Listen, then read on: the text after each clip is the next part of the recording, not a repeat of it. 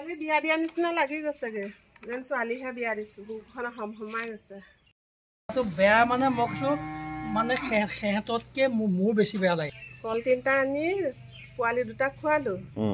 তাইক খুৱাবলৈ লৈছোঁ তাই মুখত ল'লে লৈ পেলাইতো বেকাকৈ এনেকৈ পেলাই দিলে এনেই তাই কল দেখিলে ক'ব নোৱাৰে তাৰপিছত খুৰাক মাতি আনি সেই কলটোকে খুৱাবলৈ দিলোঁ তাইক খুৱাব নোৱাৰিলোঁ তাই গম পাই গ'ল তাই মুখখন এনেকুৱা পাই এনেকুৱা নকয় সেইটো পাই বহুত দুখ লাগে ইমান বুজি পায় অমাত জন্তু এই মানুহজনে আছেহে এনেকে হাঁহি হাঁহি এইজনে তলে তলে কান্দি আছে জন্মৰ পৰা পাইছোঁ গতিকে মাকজনীও ইয়াতে জন্ম হোৱা গতিকে এতিয়া নিয়াৰ সময়ত বহুত মানে হৃদয় বিদাৰকৰ নিচিনা হৈছে একেলগে জন্ম হোৱাৰ পিছৰ পৰা গাখীৰ খোৱা নাই এই পোৱালি 2টাকে খুৱাই আছিল হাই ফ্ৰেণ্ডছ গুড মৰ্ণিং আজি নতুন এটা ভিডিঅ'লৈ আপোনালোকক স্বাগতম জনাইছোঁ আৰু আজি মনটো খুব বেয়া লাগি আছে কাৰণ আপোনালোকে আগতে হয়তো মোৰ আগৰ ভিডিঅ'ত দেখিছিলে যে আমাৰ 2টা পোৱালি জন্ম হৈছিল এই মাকে একেলগে 2টা পোৱালি জন্ম দিছিলে আৰু আমিও আচৰিত হৈ গৈছিলোঁ আগৰ ভিডিঅ' যদি চাইছে আপোনালোকে দেখিছিলে চাওকচোন একেদিনাখনে এজনী মাকৰ পৰা জন্ম হৈছিলে কিমান ধুনীয়া চাওকচোন যোৰাটো এতিয়া উপায় নাইকিয়া গৰু যদি 1 লাখ মানে নোম আছে ইটো গৰু পোৱালি 1 লাখেই হ'ব নেকি কোনটো ডাঙৰ কোনটো সৰু মানে ধৰিবই নোৱাৰি আচলতে আজিৰ পৰা চাগে আমাৰ ঘৰত আৰু গোহালি ঘৰ নাথাকিব বেয়া নাপাবা দেই গৰু ৰাখিবনে গৰু পোৱালিকেইটা মানে যোৱাটো খুব ধুনীয়া যে ৰাখিব পাৰিলে ভাল আছিলে তাকে মানে কি যোৰাটো মানে থাকিলে ভাল লাগিব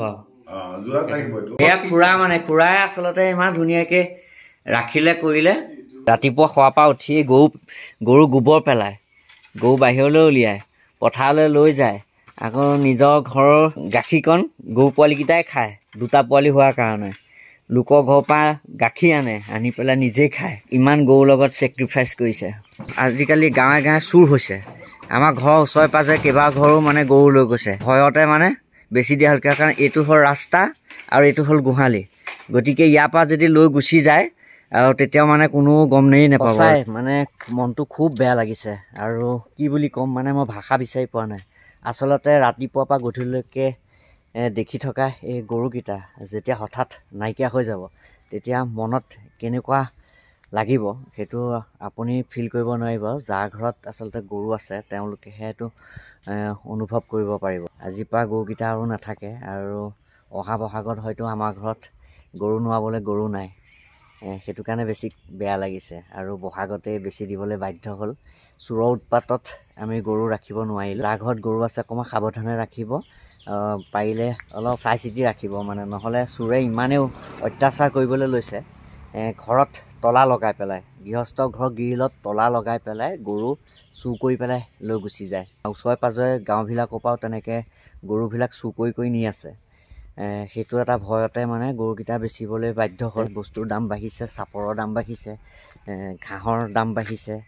সদায় ঘাঁহ কিনি খুৱাবলৈ অসুবিধা হৈছে 3টা গৰু সেইকাৰণে বেচিব লগা হ'ল আৰু এইটো হ'ল গোহালি ঘৰ আৰু এই গোহালি ঘৰটো হয়তো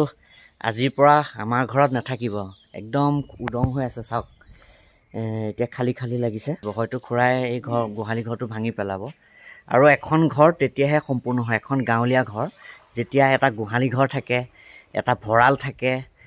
দুফালে 2খন বাৰী থাকে দেখিবলৈকে খুব সুন্দৰ হয় সেইখনহে গাঁৱৰ আচলতে ঘৰ লাগে আৰু এতিয়া আমাৰ গোহালি ঘৰটো লাহে লাহে নাইকিয়া হৈ যাব ভঁৰালটো আছে তথাপিও গোহালি ঘৰটো মেইন গোহালি ঘৰেই নাইকিয়া হৈ গ'ল আচলতে এটা ডাকৰ বচন আছে যাৰ নাই গৰুত সি হ'ল সবাতোতকৈ সৰু এতিয়া হয়তো আমি সৰুৱে হ'লোঁ আৰু আমাৰ কাষৰ ঘৰৰ মই গৰুখিনি দেখুৱাই দিছোঁ এয়া হ'ল আমাৰ বৰ্তাহঁতৰ ঘৰ গোটেই গাঁৱত যদি আমি ছাৰ্ভে কৰা যায় তেতিয়াহ'লে বেছিকৈ চাগে গৰু এই বৰ্তাহঁতৰ ঘৰতে আছে আৰু বৰ্তাহঁতৰ এই গৰু গাখীৰ বেচি পেলাই চলি আছে গৰুৰ পৰা যথেষ্ট ইনকাম হয় কিন্তু কথাটো হ'ল গৰু ৰাখিবলৈ বৰ অসুবিধা হৈছে চোৰৰ উৎপাতত আমাৰ বৰ্তাহঁতৰ গৰু ৰখীয়া হৈ থাকে ৰাতি 6-7 বাৰ উঠি আহি পেলাই ৰখীয়া হৈ থাকে কিন্তু যি চোৰৰ উৎপাত কোন সময়ত কেতিয়া কেনেকৈ লৈ যাব একো পাত্তাই পোৱা নাযায় আপোনালোকৰ হয়তো মনত এটা প্ৰশ্ন আহিছে যে খুৰাহঁতৰ ঘৰতহে গৰু আছে আমাৰ ঘৰত কি গৰু নাই নেকি আচলতে আমাৰ ঘৰতো গৰু আছিলে আমাৰ ঘৰৰ গৰুজনী কোলা আছিলে কালাৰটো কোলা একদম এনেকুৱা লক্ষী গৰু আছিলে একদম যদি আপুনি দলনিত এৰি দিয়ে একদম দলনিত সোমাই গৈ পেলাই খাই বৈ নিজেই ঘৰলৈ গুচি আহে এনেকুৱা এজনী গৰু আছিল আৰু যি দিয়ে আপুনি আলু বাকলি হওক তিয়ঁহৰ বাকলি হওক মানে যি দিয়ে চব খায় তাই নোখোৱা বস্তু নাই পটককৈ মানে ছাঁ পৰি যায় বুলি কয় আপোনালোকে যাৰ ঘৰত গৰু আছে সি বুজি পাব যাৰ ঘৰত গৰু নাই বুজি নাপাব গৰু ছাঁ পোৱা মানে কি ছাঁ পোৱাৰ অৰ্থটো মই কৈ দিছোঁ মানে পেট ভৰা বুলি কয় মানে পেট ভৰি যায় পটককৈ পেট ভৰি যায় আৰু সেই গৰুজনী মানে কি হ'ল এবাৰ মানে কুকুৰে কামুৰিলে আপোনালোকে ভালকৈ মন দিব হা কথাটো গৰুজনীক এবাৰ কুকুৰে কামুৰিলে আৰু আমি গম নাপালোঁ মানে কি হ'ল গৰুজনী কোলা হোৱাৰ কাৰণে মানে তেজ ওলোৱা আমি নেদেখিলোঁ আৰু এটা সময়ত আমি চিকিৎসা নকৰাৰ কাৰণে আমি গম নোপোৱাৰ কাৰণে চিকিৎসা কৰা নহ'ল আৰু চিকিৎসা নকৰাৰ কাৰণে এদিন আমাৰ কোলা গৰুজনীয়ে যিটো জাই উঠা বুলি কয় মানে কুকুৰে কামোৰাৰ পিছত ঔষধ পাতি নোখোৱাকৈ ৰখোৱাৰ পাছত যিটো হয় মানে পৰিস্থিতি জাই উঠিছে মানে ইমান ঠাণ্ডা মুণ্ডা আমাৰ ঘৰৰ গৰুজনী আৰু সেই গৰুজনীক মানে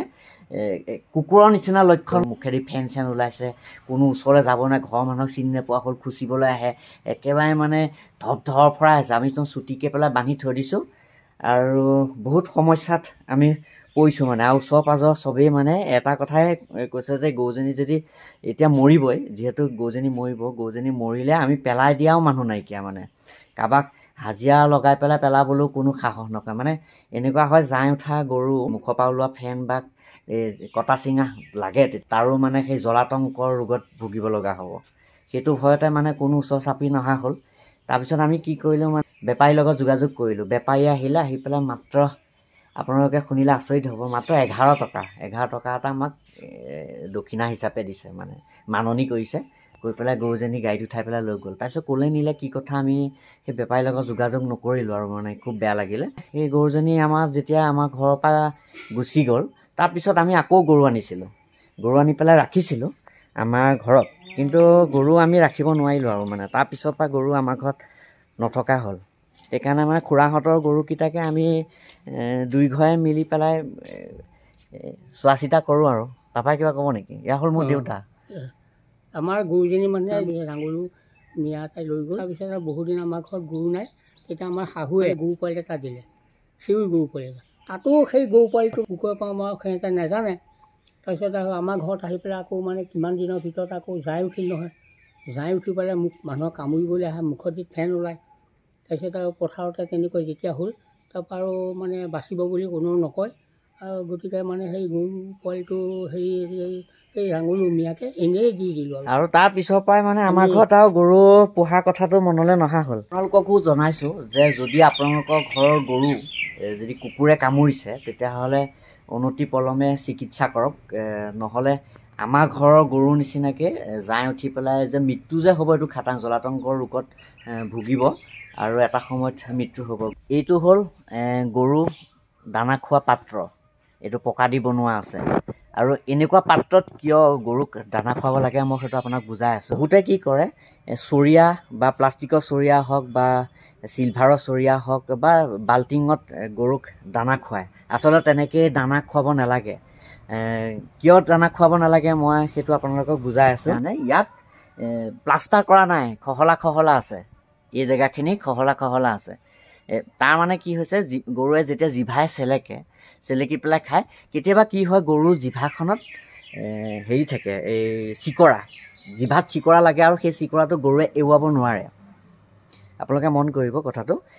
গৰুৰ জিভাত যেতিয়া চিকৰা লাগে তেতিয়া সেই চিকৰাটো মানুহেটোতো এৰুৱাব নোৱাৰে গৰু ওচৰলৈ যাবই নোৱাৰে আৰু গৰুৱে নিজেও এৰুৱাব নোৱাৰে মানে কোনো কাৰণত এৰুৱাব নোৱাৰে তেতিয়া এই যেতিয়া খহলা পাত্ৰটোত জিভাখন চেলেকি দিব তেতিয়া চিকৰাটো অট'মেটিক এৰাই যায় এইটো এটা কাৰণ সেইকাৰণে